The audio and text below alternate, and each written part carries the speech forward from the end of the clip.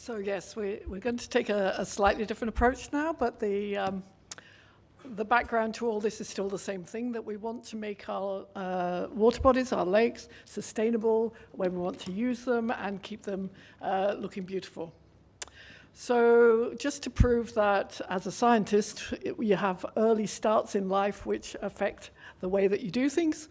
My first introduction to freshwater ecology was, how long ago? When I was about 15, let's say that, because my secondary school was built around a pond that St. Augustine built to grow fish for the monastery across the road. And so I used to run out, get a jam jar, take it into the lab and look under the microscope to see what was in it, and that was me hooked. And that's what I've been doing ever since. I was 15 quite a long time ago. So what I've been asked to do is talk about dealing with water quality pressures, and because of course it's great to involve everybody in the lake and its catchment to get people in, but it's the people that cause the pressures that then downgrade the environment unless we manage it really carefully. So that's what I'm going to talk about today. I'm going to take you to Scotland because I have a lot of data and information on a loch there, but all lochs have the same problems and need the same attention. So I can't actually see what slide. Oh, well, yes, I can. If I use my intelligence here, that's good. Okay, so this is a tale of the unexpected because we've been. Hang on, I need to stand here. Okay, I can't see that. Could you? Thank you, or else I need to grow. That's perfect, thank you very much. Okay, so this is a tale of a lake that we started to restore a very long time ago when it had water quality problems in the 1980s, and what's happened to it since, just to illustrate the sorts of things that happen. So the first thing we have to remember is that a lake is a very complex system. It's not just a kind of puddle of water in the landscape. It's got hundreds and hundreds of species of plants and animals and bacteria in it that pull all the ecosystem together and make it do what it does. If you want to grow fish, you've got to have all the support, food chains and everything in it. And that's what I'm trying to show here. The issue being, of course, if you take one of those parts of the food chain away, then everything starts to go wrong. And that's where you see algal blooms. Amongst other things, you can see dead fish as well, but let's focus on the algal blooms today. So the symptoms of water quality problems, that something has gone wrong, is that you start to see algal blooms. That's what people really notice.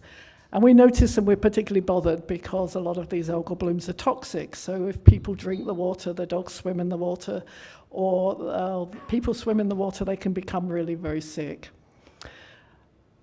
Most places this is caused by too much phosphorus, and that's the story we're going to focus on today.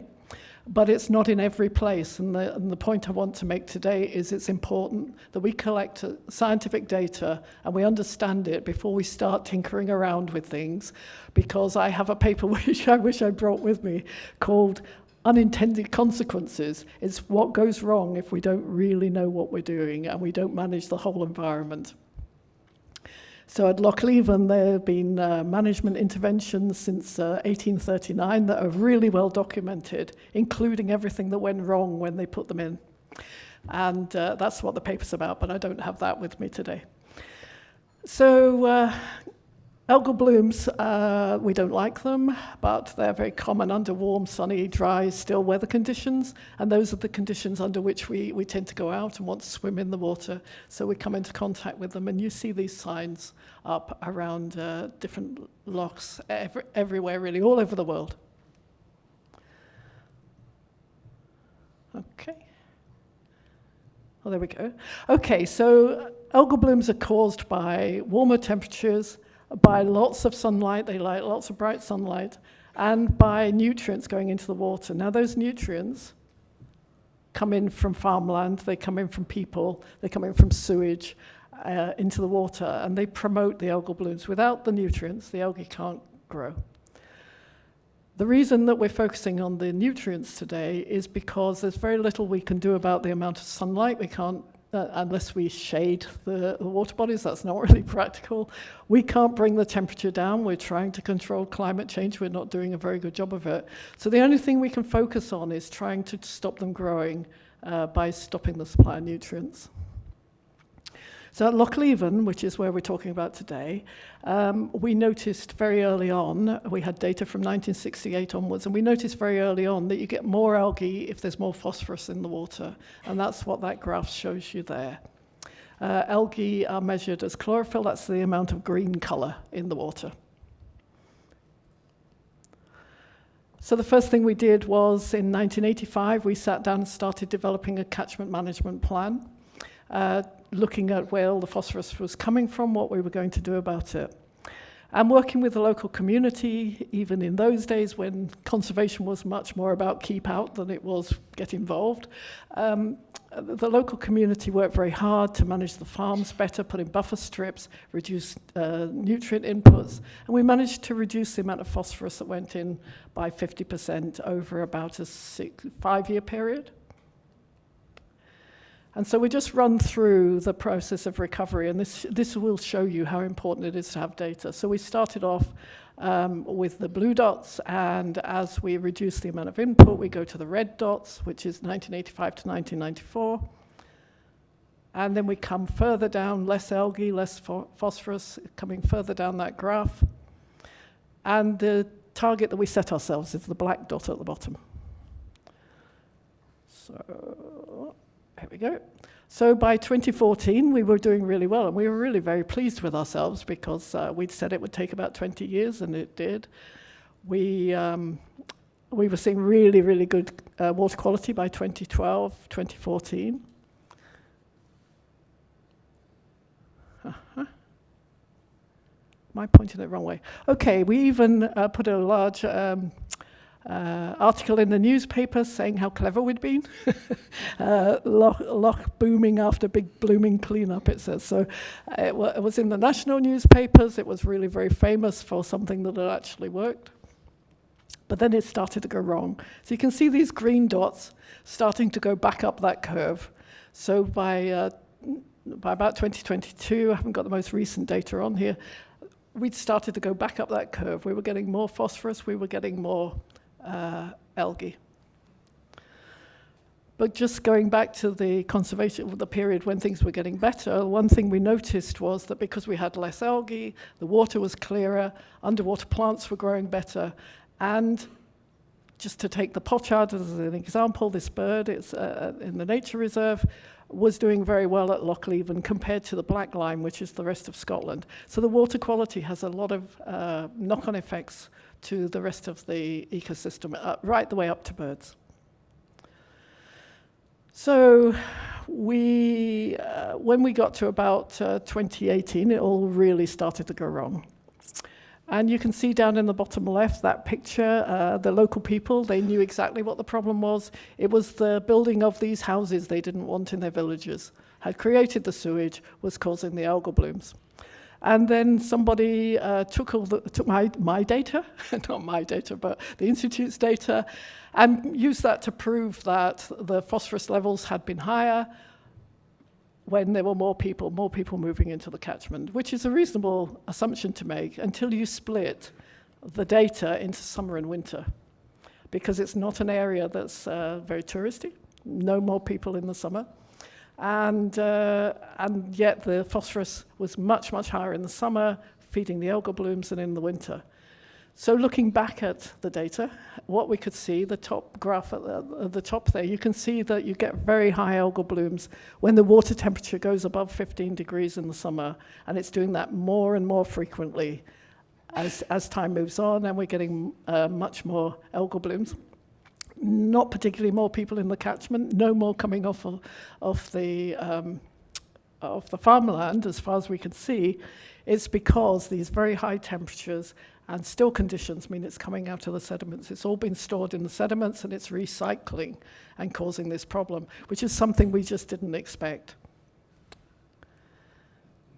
So just a quick graph there showing you how much the water temperature in Lough Erne has gone up, much the same as Lough Erne, and I guess Lough Erne, I haven't looked at the data, since the early 70s. Climate change is pretty long term, and in the spring in particular, we're getting temperatures of 4 degrees higher than they were when our records began in 1968. So this is press coverage from, we extended this information and put out a press report. We got some very interesting articles, and a very interesting one is Loch Ness getting too hot for the monster was causing a lot of concern across the world. So all lakes are warming, and we know that they are. This is a map of how much they are warming, and we know that everyone wants to use them. Here, algal blooms are using our algal app, which you may know about, where you can log algal blooms on the Blooming Algae app, which you can put on your phones, which helps us to track where the algal blooms are. So that's being connected into the information connected in Northern Ireland. That's all available on the website. And this recent report that I was involved in on Lough Erne, trying to work out what needs to be done there, because we need to be careful. The situation is different to Lough Erne. We need to be careful that we do the right things. So just quickly across Scotland, we looked at 6,000 lochs in relation to everything we knew and tried to work out what's going to happen by 2080. We've got the climate change projections, we've got the land use projections, and we did a little bit of modeling just to see, and I'll just summarize that quickly. So these are comparison of present day. All the green lakes are passing their water quality targets, and on the right there by 2080, if we continue the way that we're going, we don't do sustainable land use, and we don't try and prevent warming happening as fast as it is at the minute.